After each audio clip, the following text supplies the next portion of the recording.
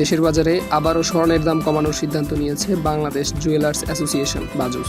নতুন সিদ্ধান্ত অনুযায়ী প্রতি ভরি 22 ক্যারেট স্বর্ণের দাম 1 লাফে কমেছে 6,591 টাকা। ফলে এখন এক ভরি 22 ক্যারেট স্বর্ণ কিনতে খরচ হবে 2,22,782 টাকা। শুধু 22 ক্যারেটই নয়, 18 ক্যারেট স্বর্ণের দামও কমেছে 5,424 টাকা। নতুন দাম নির্ধারণ করা হয়েছে 1,42,250 টাকা।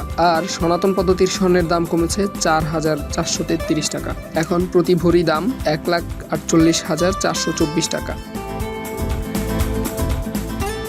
বুধবার সকাল 10টা থেকে এই নতুন দাম কার্যকর হয়েছে বলে জানিয়েছে বাজুস। মজার বিষয় হলো, মাত্র কয়েকদিন আগেই 6 জুন স্বর্ণের দাম ভরিতে 5,482 টাকা কমানো হয়েছিল।